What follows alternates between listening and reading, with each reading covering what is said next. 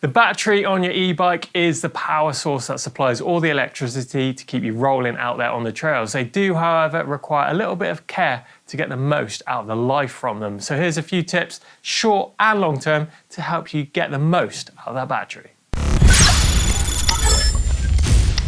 So firstly, how long should your battery live for? Well, this battery is 625 watt-hour battery from Shimano. This is designed to take roughly around 1,000 full charge cycles.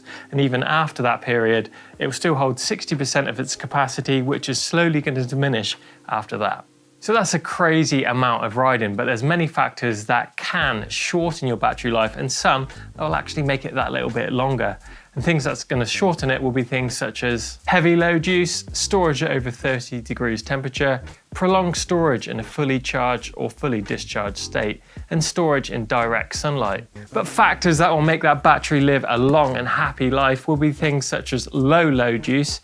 The storage temperature needs to be around 20 degrees and the storage level that you keep that battery at needs to be around 30 to 60% rather than that full 100% charge. And obviously keep that battery out of that direct sunlight too, keep it nice and shaded. So how often should you charge your e-bike up then? Well, it only needs topping up to a full 100% charge if you're riding it the very next day. Say for instance, you finish your ride at the weekend and you don't plan on riding that bike to the next weekend. Well, only top that battery up to around 60% and then get it on charge the day before you head out up to that full 100%. And remember, when it comes to charging, all the big brands out there, such as Bosch and Shimano, etc., will have a battery management system in place, or a BMS as it's sometimes known. And this does what it pretty much says on the tin. It manages the charging of your battery, so it's going to protect you from things such as overheating or overloading of those cells. It keeps it all in check.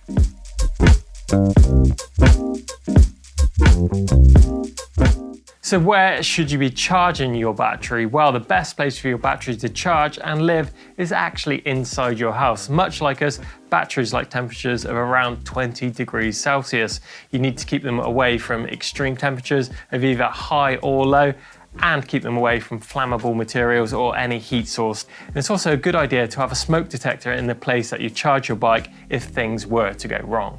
If you go too hot or too cold with batteries, you're definitely going to run into problems. In fact, some won't actually even charge in sub-zero temperatures. So bring it inside, keep it happy. It's going to give you a longer cycle life from your battery and might even give you that little bit more range when you're out there on your ride. And if you're storing your battery, well, you definitely need to think about this pretty carefully too. First thing is to top your battery up to around 30 to 60% charge and then remove the battery from the bike and then put it into storage somewhere where it's fairly warm, around 20 degrees, in your house, or a dark cupboard would be ideal. Again, avoiding the extremes of temperature, and definitely keep it out of moisture too. Now, we all love to get the most juice out of our batteries, be that our mobile phones, torches, or even our laptops. And it's definitely the case when it comes to riding our e-bikes. Getting the last little drops of that battery out when you're hitting those big rides is definitely needed. And it's not really going to do too much damage to your battery because you have that battery management software keeping on top of your battery's health. However, emptying your battery to flat every single ride you go on will slowly decrease the amount of charges you'll get from certain batteries over their entire life, compared to someone who leaves a little bit left in the tank. Repeated deep discharges are not recommended. Try to keep a little left in your battery, even if it's just 5 to 10%.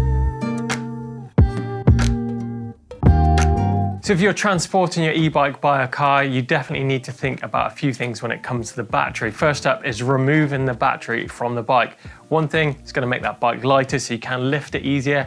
And the second thing is it's actually going to be a lot warmer in your car than having that battery out exposed on the roof or on a rack. Next up is going to be the theft of the battery too. Super simple on some bikes to simply press a button or turn an Allen key and you've got an expensive battery in your hand. Say for instance, if you run into a coffee shop, grab a coffee, come out and someone's removed your battery.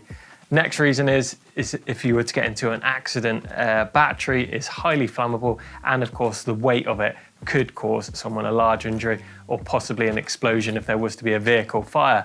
You just want to put it in the footwell of your car, keep it wrapped up in a blanket, keep it nice and warm. That way it's going to stay nice and happy and of course safe. When it comes to charging your battery on your bike, firstly, you should only be using the recognized charger for your battery.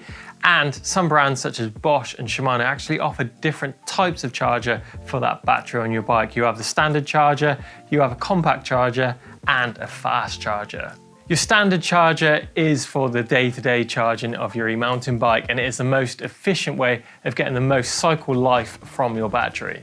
And a fast charger does exactly what it says on the tin. It charges your battery up super fast, but in turn it does introduce a bit more heat into the cells of your battery, and therefore could affect the cycle life if you were to use one on a day-to-day basis over your standard charger. So only use a fast charger when you really need it. And lastly, the travel or compact chargers are a little bit slower in terms of the time that it takes to charge up your battery, but are a great way of saving space or a little bit of weight in your backpack for those bigger rides. But not all brands offer this wide range of chargers, and they all have different pros and cons when it comes to how much time or the effect that they have on the efficiency of that cycle life of your battery. So when it comes to cleaning the battery from your e-bike, all you need to do is remove it from the bike first and then just give it a quick wipe over with a damp cloth. And the contact areas for the pickup on the battery, well, these need to be nice and clean too, and you can use some technical Vaseline around the contact area, not into it.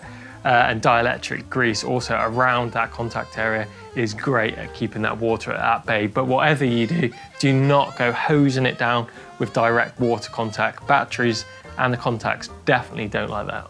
And once you've got that battery removed, it's wise to get in there and give it a good clean in that housing too, with some water dispersant spray and maybe some anti-corrosion spray onto those contacts too, just to make sure things are all nice and clean and of course running sweet.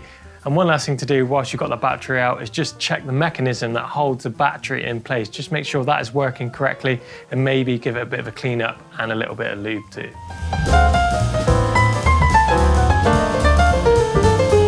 Now, some brands actually offer over-the-air updates to your battery, so all you need to do is go to your app, log in, connect your bike and see if there's any updates on the firmware for your battery, and in turn this will update your battery and make sure you're getting the most from it. And if you haven't got that, get your bike along to the dealer, maybe see if they can update your battery for you, and in turn you should see a bit more range and a bit more life from it too. And don't forget, some apps will actually connect to your battery too, allowing you to see how many charge cycles your bike has actually done and what state your battery is currently in, and anything you can do to help its health. And the last thing I want to talk about today is disposing of your old battery. Now, a lot of dealers will actually take these batteries in and take them back on a recycling program. One thing you definitely don't want to be doing with your battery is sticking it in that household rubbish. That is a huge mistake. Take it back and get it recycled. So there you go, a bunch of tips to hopefully help you get the most out of your battery. Get involved in the comments box down below if I've left anything out, or any tips you've got for viewers that will help them get a bit more range or life out of their batteries. Give us a thumbs up if you enjoyed it. Make sure you check out the EMBN shop for all the latest new kit. So much stuff in there, especially for Christmas. Get in there and get a bargain.